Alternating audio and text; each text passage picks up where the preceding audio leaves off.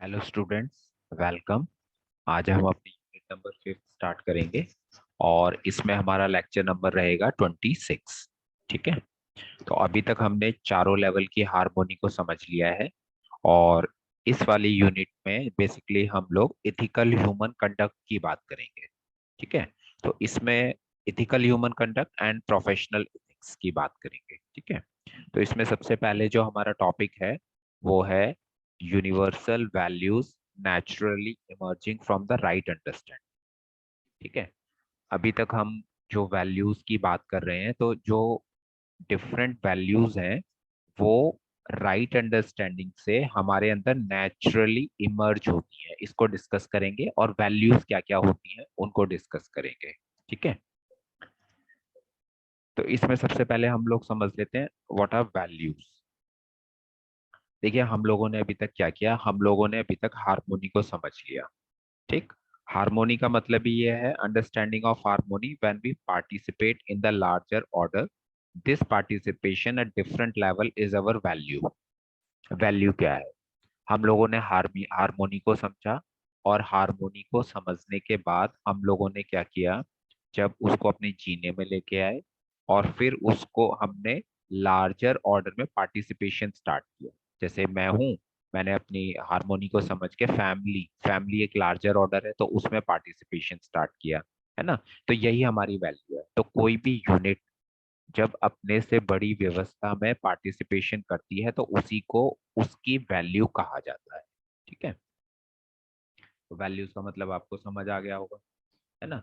तो there is an innate harmony and orderliness in this existence. जब हम existence की बात करते हैं तो इस पूरे एग्जिस्टेंस में एक हार्मोनी इनेट है। इनेट का मतलब है पहले से ही बनी हुई है। इस एग्जिस्टेंस के अंदर एक ऑर्डरलीनेस पहले से ही बनी हुई है। ठीक है। The human beings only need to understand it. हम लोगों को क्या करना है, ये जो हार्मोनी ऑलरेडी बनी हुई है इसी को हमें अंडरस्टैंड करना है, इसी को समझना है।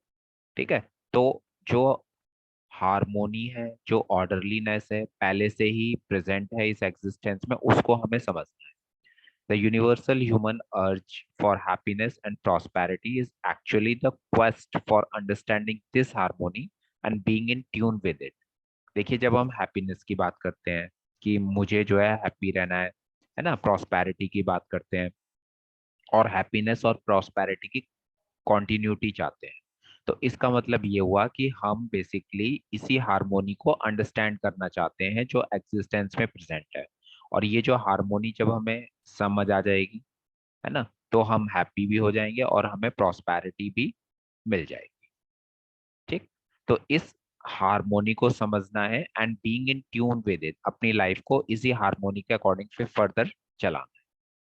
The universal human values are the parameters which designate this harmony at various level and highlight the universal purpose in terms of understanding this harmony. तो जब हम यूनिवर्सल ह्यूमन वैल्यूज की बात कर रहे हैं तो यूनिवर्सल ह्यूमन वैल्यूज क्या हो गए, ये कुछ पैरामीटर्स हो गए, है ना, जो हर एक लेवल पे बेसिकली डेजिग्नेट किए गए हैं और हर एक लेवल पे उससे हमें हार्मोनी को समझने में हेल्प मिलती है। ठीक है। The universal values are the truths of existence and always there. तो ये जो जितनी भी यूनिवर्सल वैल्यूज की हम लोगों ने बात करी या हार्मोनी की बात करी या कोई एक पर्टिकुलर यूनिट है अपने से बड़ी यूनिट में पार्टिसिपेट कर रही है, ये एग्जिस्टेंस का ट्रूथ है, यही सच्चाई है। और ये यूनिवर्सल वैल्यू हमेशा से है, इनको हमें क्या करना पड़ेगा, समझना पड़ेगा। ठीक है। तो ये जो वैल्यूज है इनको एनफोर्स नहीं कर सकते भाई, किसी के ऊपर हम फोर्सफुली इन वैल्यूज को नहीं दे सकते। ठीक है। डर दिखा के उसके अंदर वैल्यूज नहीं ला सकते, कोई लालच दे के या फॉल्स बिलीफ के द्वारा भी हम वो वैल्यूज दूसरे में इनकलकेट नहीं कर सकते। तो ये जो वैल्यूज है, the values are not to be enforce through fear. ठीक है। These values are not to be enforce through greed, and these value are not to be enforced through blind faith and beliefs. इन सब के द्वारा हम किसी भी person के अंदर ये जो वैल्यूज है इनको इनकलकेट नहीं कर सकते। तो कैसे कर सकते हैं, ये वैल्यूज जो है ये नेचुरली एक्सेप्टेबल होती है। ठीक है, कोई ह्यूमन बीइंग उनको नेचुरली एक्सेप्ट करेगा तभी उसके अंदर वो वैल्यूज आएंगी, या फिर राइट अंडरस्टैंडिंग से आएंगी। चारों लेवल की जब वो हार्मोनी समझेगा तो उसके अंदर वो वैल्यूज अपने आप क्या हो जाएंगी, इनकलकेट हो जाएंगी। तो the values are naturally acceptable and hence there is no need for imposition or enforcement. Only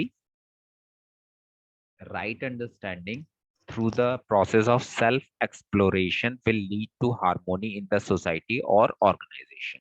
तो ये हम अभी तक पिछली चारों यूनिट में यही सब पढ़ चुके हैं कि सिर्फ और सिर्फ राइट अंडरस्टैंडिंग के द्वारा ही हमारे अंदर ये वैल्यूज आएंगी। उसमें हमें जो सेल्फ एक्सप्लोरेशन का प्रोसेस है उसको अपनाना पड़ेगा। हर एक चीज को हमें वेरीफाई करके देखना पड़ेगा कि कौन सी चीजें नेचुरली एक्सेप्टेबल है या नहीं है। उसी के बेस पे हमारे अंदर वैल्यूज इनकलकेट होंगी, और जब हमारे अंदर वैल्यूज इनकलकेट होंगी तो इससे क्या होगा, इससे हार्मोनी जो होगी वो सोसाइटी के अंदर और ऑर्गेनाइजेशन के अंदर अपने आप ही जो है आती चली जाएगी। ठीक है, now definitiveness of ethical human conduct. Ethical human conduct क्या होता है और उसकी डेफिनेटिवनेस क्या है, ठीक है, इसको समझ लेते हैं।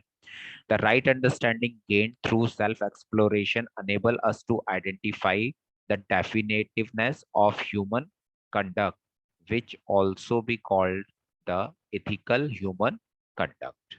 देखिए, ये अभी तक हमने देखा कि जब हमारे अंदर राइट अंडरस्टैंडिंग आएगी सेल्फ एक्सप्लोरेशन के थ्रू, तो उससे हम ह्यूमन कंडक्ट को आइडेंटिफाई कर पाएंगे। ह्यूमन कंडक्ट एक डेफिनेटिवनेस की तरफ चल रहा है ना, हार्मोनी को समझ के हार्मोनी के लिए काम कर रहा है, तो उसको आइडेंटिफाई कर पाएंगे। इसीलिए इसी को इथिकल ह्यूमन कंडक्ट बोला है। जब मेरे अंदर राइट अंडरस्टैंडिंग आ जाएगी सेल्फ एक्सप्लोरेशन के थ्रू, और हारमोनी को मैं समझ जाऊंगा, और मेरा जीना भी हारमोनी की तरह हो जाएगा, हारमोनी के सेंस में हो जाएगा, तो इसी ह्यूमन कंडक्ट को क्या बोला गया है, इथिकल ह्यूमन कंडक्ट बोला गया है। ठीक है, और ये जो होता है ethical human conduct, it is same for all human being. सबके लिए सेम होता है, ये डिफरेंट नहीं होता है। ऐसा नहीं है कि आपके लिए कुछ और होगा मेरे लिए कुछ और होगा, नहीं, सबके लिए सेम है। सभी को हारमोनी को समझ के उसके सेंस में ही आगे बढ़ना है। So we are also able to understand the universality of ethical human conduct, which is in consonance with the universal human values. तो जो भी हमारा ethical human conduct होगा वो universal होगा, सभी human being के लिए एक जैसा होगा, और जो भी हमारी यूनिवर्सल ह्यूमन वैल्यूज है उनके अनुरूप होगा। कंसोनेंस का मतलब क्या होता है, अनुरूप। Each one of us wants to have a definite conduct, but presently we may not be able to ensure that। देखिए, आज का मॉडर्न टाइम की जब हम बात करते हैं तो हम सभी लोग जो है एक डेफिनेट कंडक्ट चाहते हैं कि हम मेरे अंदर मानवीय आचरण हो, डेफिनेट कंडक्ट हो, लेकिन ऐसा हम नहीं कर पाते, एंश्योर नहीं कर पाते। ऐसा ऐसा क्यों होता है? This is because we are presently living on the basis of pre conditionings और assumptions.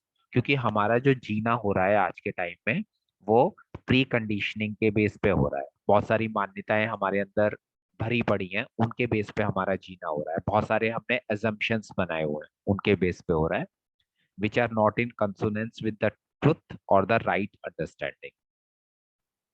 But this situation neither gives satisfaction to us not to others। अब क्योंकि हम मान्यताओं के बेस पे और assumption के बेस पे जी रहे हैं, तो ये जो सिचुएशन है इससे ना तो हम सेटिस्फाई होंगे ना दूसरे को सेटिस्फाई कर पाएंगे। We are not able to identify the definitiveness of ethical human conduct. और अगर ऐसे ही जीना रहा हमारा तो इथिकल ह्यूमन कंडक्ट की जो डेफिनेटिवनेस है उसको आइडेंटिफाई हम नहीं कर पाएंगे, है ना। तो इसको आइडेंटिफाई करने के लिए हमें तीन चीजें पढ़नी पड़ेंगी, है ना। एक है हमारा वैल्यूज, जिसकी अभी हम बात कर रहे थे, इथिकल ह्यूमन वैल्यूज। दूसरा पढ़ेंगे पॉलिसी, और तीसरा पढ़ेंगे कैरेक्टर। तो पहले वैल्यूज की बात कर लेते हैं। ठीक, वैल्यूज मतलब मूल्य। The competence of living in accordance with universal human values or the participation of a unit in the larger order is called value। एक स्मॉलर यूनिट का अपने से बड़ी लार्जर यूनिट में पार्टिसिपेशन ही क्या कहलाता है, वैल्यूज कहलाता है ना। और हमारे अंदर ये योग्यता भी होनी चाहिए, competence of living in accordance with universal human values. मेरे अंदर ये योग्यता है कि मैं यूनिवर्सल ह्यूमन वैल्यूज के अकॉर्डिंग अपनी लाइफ को चला रहा हूँ, तो इसी को वैल्यू या मूल्य बोला। तो बेसिकली ये जो है 30 वैल्यूज है ना। और इनको हमने डिवाइड किया गया है। पहला इसमें वैल्यूज ऑफ सेल्फ, हमारे लिए वैल्यूज की बात की गई है, तो इनको जीवन मूल्य बोला गया है। और ये हैं, ये बेसिकली चार हैं: happiness, peace, satisfaction and bliss. ये पीछे कहीं ना कहीं हम डिस्कस कर चुके हैं। तो हैप्पीनेस मीन्स सुख, पीस मीन्स शांति, सेटिस्फेक्शन मीन्स संतोष एंड ब्लिस मीन्स आनंद। चार ये हो गए हमारे। उसके बाद हमने 9 वैल्यूज पढ़ी थी ह्यूमन ह्यूमन रिलेशनशिप में, फैमिलीज में। ठीक है, वो 9 वैल्यूज हमारी कौन कौन सी हैं? Trust, respect, affection, care, guidance, reference, glory, gratitude, love. ये 9 वैल्यूज हम लोग पढ़ चुके हैं। ये एस्टैब्लिश्ड वैल्यूज है। किसी भी रिलेशनशिप में ये 9 वैल्यूज होती हैं, है ना। इनको रिकॉग्नाइज करना इंपॉर्टेंट होता है। 9 ये हो गई।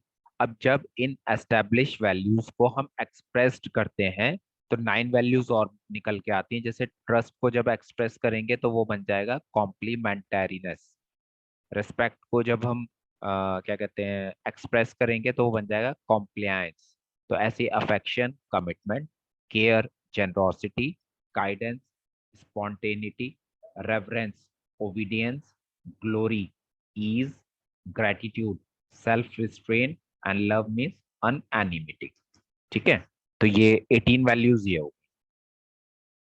उसके बाद values of human being in its participation in universal human order. जब हम लोग यूनिवर्सल ह्यूमन ऑर्डर में पार्टिसिपेट करते हैं तो उसको बोलते हैं मानव मूल्य। और ये बेसिकली कितनी होती हैं? ये 6 होती है। ठीक है, कौन कौन सी? Perseverance, bravery, generosity, kindness and kindness, beneficence and compassion। तो इनको बेसिकली बोला जाता है धीरता, वीरता, उदारता, दया, कृपा और करुणा। वीरता क्या है? वीरता है helping other in understanding, participation in system. जब हम दूसरे की हेल्प कर रहे हैं, किस बात के लिए? Party understanding and participation in system, system में कैसे पार्टिसिपेट करना है, तो वो वीरता है। फिर जेनरोसिटी का मतलब है कि हम अपना माइंड, बॉडी और वेल्थ जो है यूटिलाइज कर रहे हैं दूसरे को अंडरस्टैंडिंग अंडरस्टैंडिंग तक पहुंचाने के लिए। काइंडनेस का मतलब है टू गिव अपॉर्चुनिटी और things to a person who have ability, जिसके अंदर क्षमता है राइट अंडरस्टैंडिंग, अंडरस्टैंडिंग या पार्टिसिपेशन को समझने की, उसको अपॉर्चुनिटी देना, ये उसके ऊपर दया है, काइंडनेस है। कृपा का मतलब क्या है?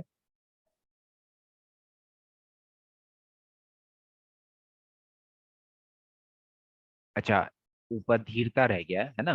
धीरता का मतलब होता है after understanding the system patiently participating in, right understanding को समझ के, सिस्टम को समझ के उसमें पार्टिसिपेट करना, ये धीरता है। ठीक है, दूसरे की हेल्प कर रहा हूँ तो ये वीरता है। और दूसरे की हेल्प करने में मैं अपना माइंड, बॉडी और वेल्थ का इस्तेमाल कर रहा हूँ, ये उदारता है। ठीक है, फिर अगर एक पर्सन के पास एबिलिटी है, क्षमता है राइट अंडरस्टैंडिंग को समझने की, तो उसको अपॉर्चुनिटी देना, ये दया है।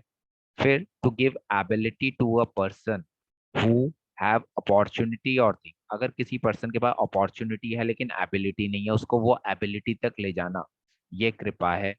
और करुणा क्या है? कि एबिलिटी, है ना, और अपॉर्चुनिटी दोनों ही किसी पर्सन को देना कि वो राइट अंडरस्टैंडिंग को समझ सके, ये कंपैशन है, करुणा। ठीक है, उसके बाद आता है values of human being in the interaction with the rest of the nature. जब ह्यूमन बीइंग नेचर के साथ इंटरेक्ट करता है तो कौन सी वैल्यूज होती हैं? तो उसको वस्तु मूल्य बोला गया है।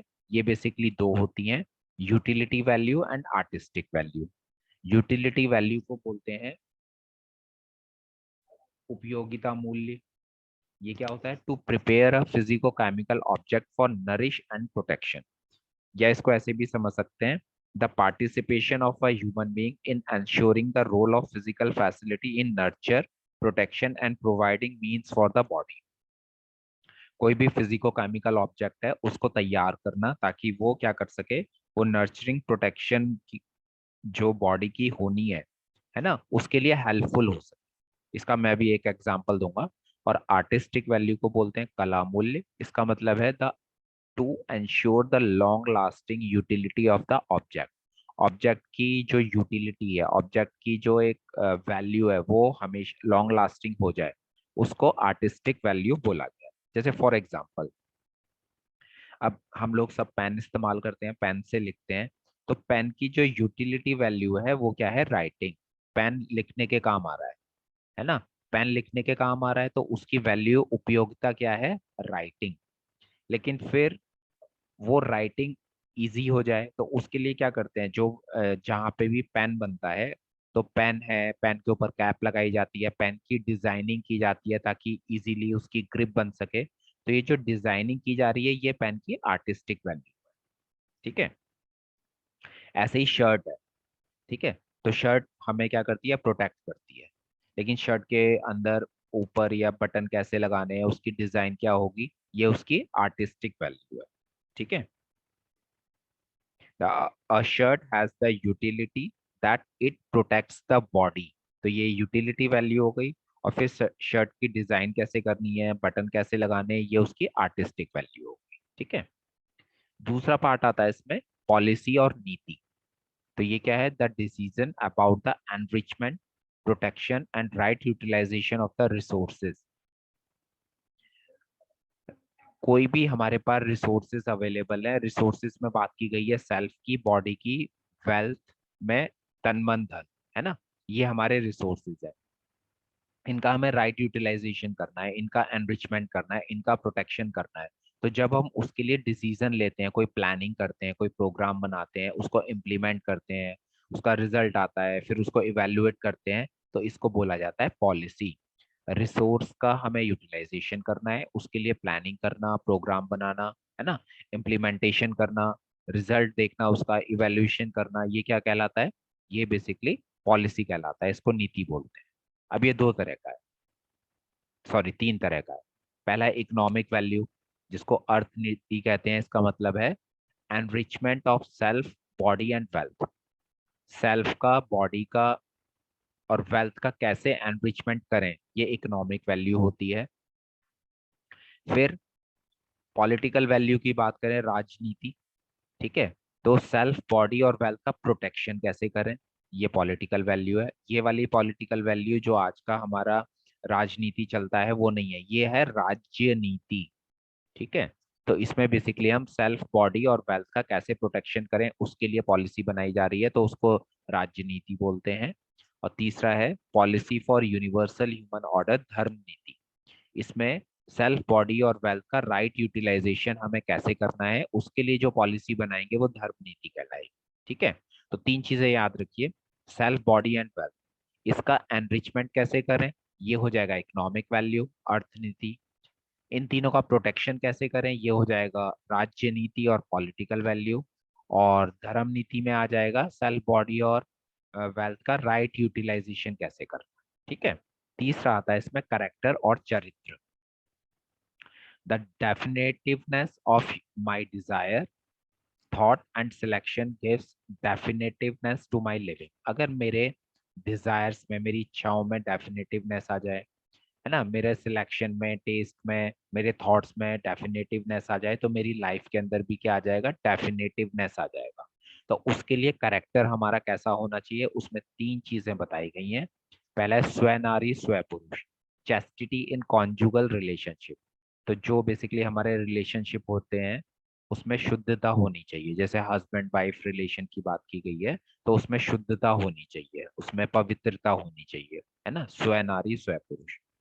फिर है स्वधन। स्वधन का मतलब है कि मुझे जो वेल्थ एक्वायर करनी है, जो मुझे, जो मेरे पास वेल्थ है ना, उस वेल्थ का मुझे राइटफुल प्रोटेक्शन करना है। ठीक है। मुझे कोई ऐसा मीन्स नहीं अपनाने हैं जो गलत है। ठीक है। तो आज की डेट में अगर हम पैसा कमा रहे हैं, है ना, फिजिकल फैसिलिटी अपने लिए थोड़ी सी जुटा रहे हैं, तो वो राइटफुल होनी चाहिए। ठीक है। तो rightful production, acquisition and utilization of wealth, ये कहलाया गया है स्वधन। और तीसरा है दयापूर्ण व्यवहार एंड दयापूर्ण कार्य। दयापूर्ण व्यवहार का मतलब है काइंडनेस इन बिहेवियर। मेरा जो बिहेवियर है उसमें काइंडनेस होनी चाहिए, वो पीपल फ्रेंडली होना चाहिए। ठीक है। और मेरा जो काम है, दयापूर्ण कार्य, वो इको फ्रेंडली होना चाहिए कि नेचर को नुकसान ना पहुंचे। तो मेरा व्यवहार पीपल फ्रेंडली हो और मेरा जो कार्य है वो इको फ्रेंडली हो, तो इसी को बोला गया है दयापूर्ण व्यवहार एंड दयापूर्ण कार्य। तो definitiveness of character is the outcome of the definitiveness of my behaviour and work. तो मेरे कैरेक्टर में डेफिनेटिवनेस कब आएगा? जब मेरे बिहेवियर में डेफिनेटिवनेस होगा और मेरे वर्क में डेफिनेटिवनेस होगा। ठीक है। अब इथिकल ह्यूमन कंडक्ट जो मैंने आपको स्टार्टिंग में बताया था वो यही है कि मेरी वैल्यूज के अंदर जो हमने 30 वैल्यूज पढ़ी, मेरी पॉलिसी के अंदर जो हमने ऊपर ये 3 वैल्यूज पढ़ी, है ना, इकोनॉमिक, पॉलिटिकल, और मेरे करेक्टर के अंदर अगर डेफिनेटिवनेस आ जाए, इन तीनों के अंदर डेफिनेटिवनेस आ जाए, ठीक है, तो मेरा एक तो जो कंडक्ट है वो ह्यूमन कंडक्ट हो जाएगा, और साथ में इन तीनों को ही मिला के क्या बोला गया है? इथिक्स बोला गया है। Means this definitiveness of human conduct in terms of values, policies and character is termed as ethics। ठीक है। तो वैल्यूज, पॉलिसी और करेक्टर में जब डेफिनेटिवनेस आएगा तो उसी को इथिक्स बोला गया है। तो आज के लेक्चर में हम लोग इतना ही रखते हैं। Thank you.